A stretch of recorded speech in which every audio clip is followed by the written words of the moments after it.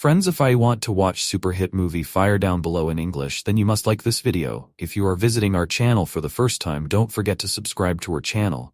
Friends, in today's video, the movie we're going to talk about is called Fire Down Below. We will talk about what this movie is and where you can watch it, all the interesting facts about this movie in today's video. I am also going to give you all the information on which OT platform or on which satellite channel you will get to watch this movie. Also, we will talk in detail about the technical department, music department, pre-production filming, post-production budget, box office collection of this film. We will also talk about the story of this film, and I will also give you a small review of the story of this film. Apart from this, we will discuss about the facts of this film's storyline, star cast, actors' performance in the film, and which character has played which role.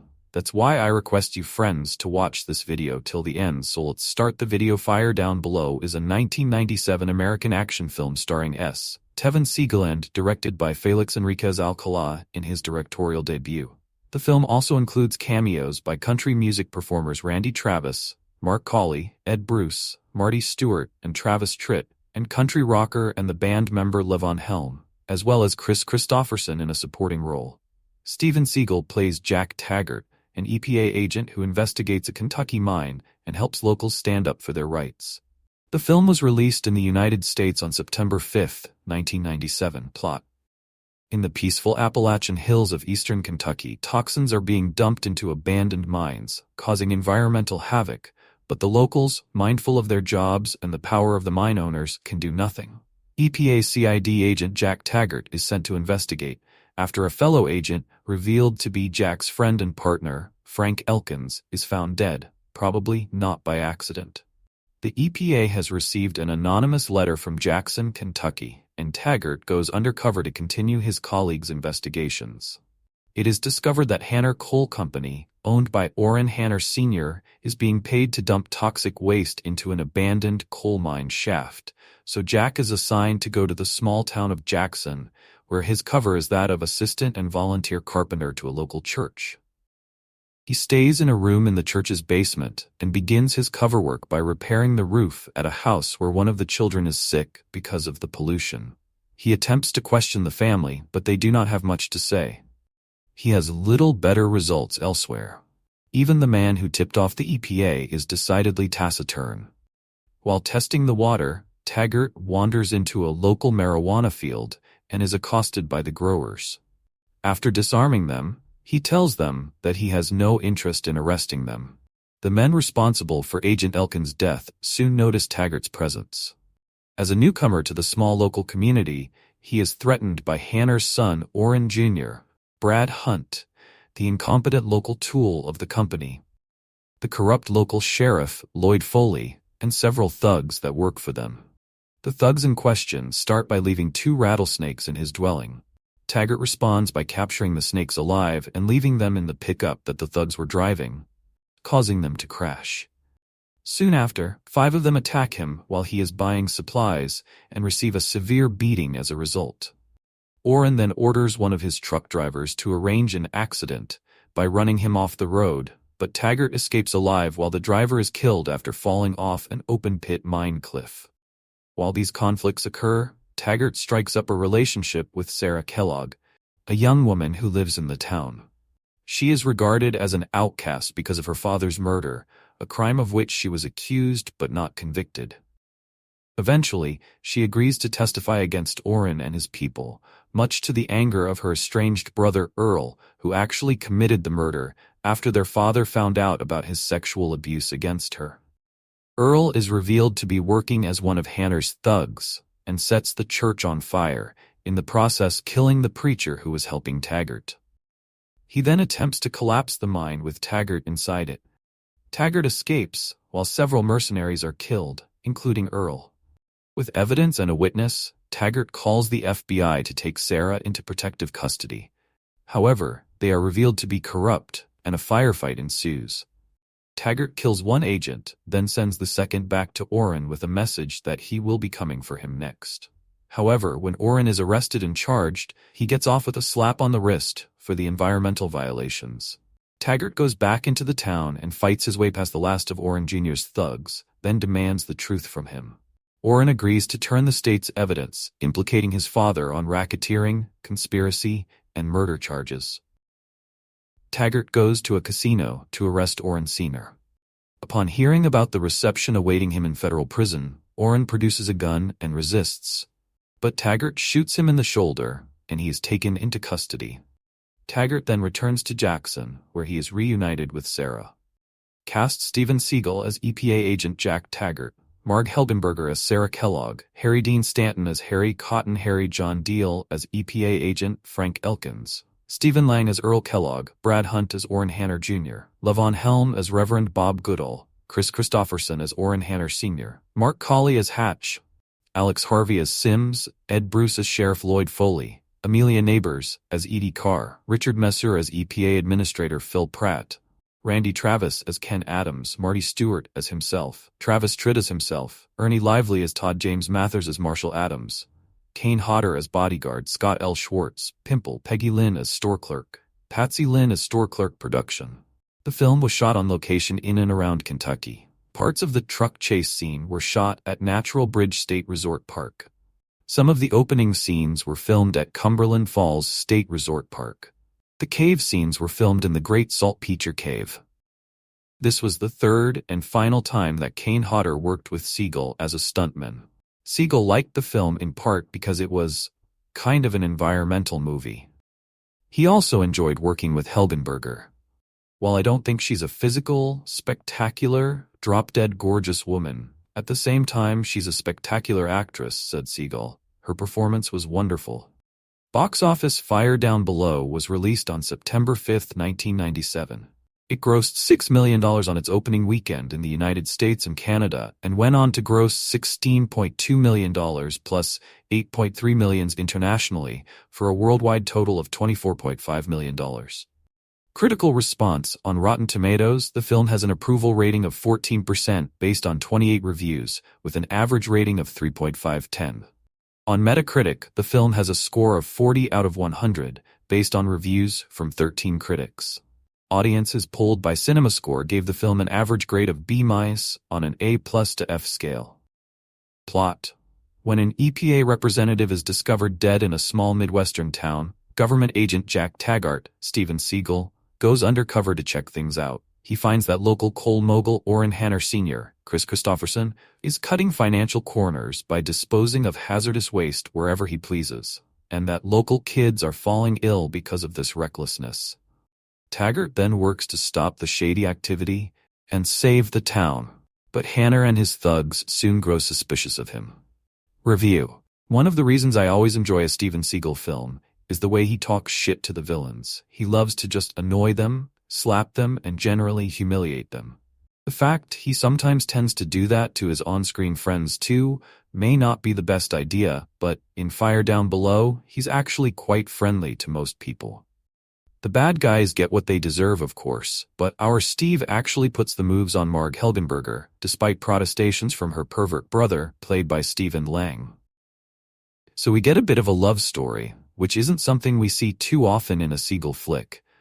Aside from maybe Kelly LeBrock sighing wistfully, Mason Storm in Hard to Kill. There's more to the story, of course, but this is essentially on deadly ground too. Except with less interesting action. In fact, Fire Down Below is actually pretty boring. Rather than Steven slapping everyone in sight, we get things like characterization and plot development. What kind of sorcery is that? We do get some fun redneck villains, and Chris Christopherson is clearly enjoying himself hurling abuse at his incompetent son. So there's a lot of investigating by Steve as he questions the townsfolk about some illegal toxic waste dumping, but some of the hicks don't like it, and he has to beat them up while mocking their puniness. Although it's quite slow to get going, there are few things more satisfying than Steven throwing people around like they're made of Play-Doh and not even getting a hair out of place on his ponytail. The action is pretty low-key with a few fight scenes, an exploding mine, and a car chase. Nothing really spectacular or memorable, but Seagal does get props for trying something mildly different from the norm. He is thankfully still invincible. Casually brutal and a bullying ass to the bad guys, so that's always a plus. The film that eventually was the last in Steven Seagal's multi-picture contract with Warner Bros., Fire Down Below, is kind of a step up from his early 90s action flicks, which tend to feel indistinguishable. Dealing with environmental issues in a similar fashion to the much-maligned directional debut of Seagal on Deadly Ground 1994, Fire Down Below bears honorable attitudes towards man's treatment of Mother Nature, complemented by the stark cinematography of Kentuckian landscapes of Tom Houghton. Yet like so many Seagal films, the same problems exist here. A combination of the star's ego and Warner Bros.' baffling creative choices, removing key dialogue scenes and even action sequences to make a straightforward flick, plunges the film with lack of emotional core, severe continuity issues and awkwardly ending scenes. Felix Enriquez Alcala tries, and sometimes succeeds, to make the story work, employing an appropriate Southern soundtrack, and his handling of the limited action sequences is okay, with the standout being a truck chase that comes close to activate the adrenaline glands. However, the fight scenes are far and few, with too many cuts populated by cardboard individuals that crumble under one-hit moves by our hero, and demonstrating how much of a relic or a diva he has become with 10 years of fame. As for the man himself, with so many fabricated stories and accusations that tend to overshadow any real credentials and making it difficult to separate reality from myths, Steven Seagal does have a cinematic presence that differentiates him from many action stars of the era. Tall and big like a grizzly bear with a bizarre sense of fashion, his action hero looks good. However, it is a shame though that despite 9 films in, he maintains the same mannerisms, showing no real strengths or progression as an actor, with little or no sense of irony of his own skills at all. Even in that regard though, there is a wide array of interesting supporting characters, both good and bad, that are worth exploring and elevating the film to mediocre levels of entertainment.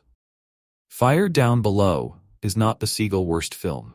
It does have some merits, cinematography, solid direction and supporting cast, themes, but the action is banal due to Seagal's unwillingness to go the extra mile with a main character that bears no growth, flaws or lack of skills, and a botched script that does not do the environmental topics any justice.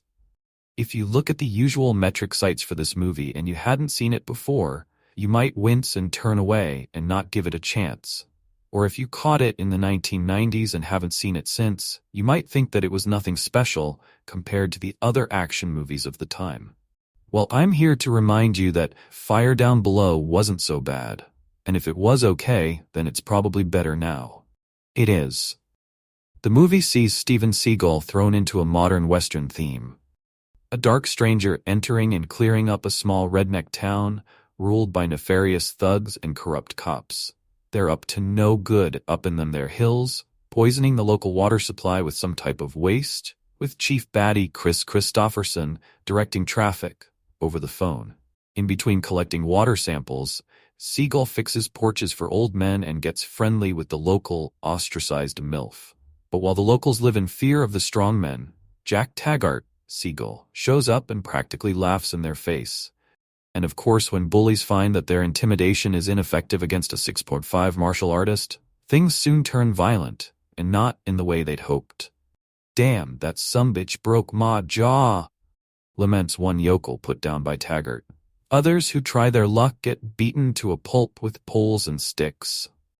This was the penultimate movie from Seagal's Warner contract, and it was a severe box office bomb. The final was Exit Wounds, which was a success.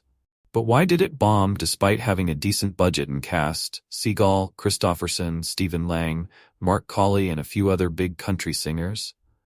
We could probably blame Warner. The studio took the movie at the last minute and butchered it, worsening a mediocre screenplay, which was turned down by Bruce Willis, and making the tropes stand out even more by removing any character development. Their reasoning was that they felt that since it was a Steven Seagal movie, it should be shorter and more fast-paced. But if that was the case, why did they remove some of the most expensive action scenes? Like the big intro scene featuring Seagal and his partner? Also lacking is Chris Christopherson. Not really in the movie all that much, and I'll be damned if he isn't a great villain. Probably cut, but in saying that, Even though it's one of Steven Seagal's weaker movies, I can tell you that I enjoyed it all the same, odd incest stuff, and soft R aside. Seagal's old charisma is here. He's mostly having fun in this movie, along with other cast members like Harry Dean Stanton. The fight scenes are also good. I might even say some of Steven Seagal's better fight scenes. When he takes on 10 men in the town center, that was pretty well shot, for example. Lucid, realistic, and painful looking. If you can adjust your expectations, you'll probably like this movie. It's classic Steve, and where some people pay to see Al Pacino work the screen as a thespian, others pay to see Steven Seagal command the screen as a kinetic hard man, defending the honor of little old pensioners with his fists. That's what happens here. Pity we'll never see the full version of it though, eh? Distributed by Warner Brothers. Release date September 5, 1997. Running time 104 minutes. Country United States. Language English. Box office $24.5 million. So guys, this is the review of Fire Down Below movie and some information about it. How do you like our today's video? Please let us know by commenting. And if you like this video, please like it, share it, and don't forget to subscribe to our channel. Thanks for watching.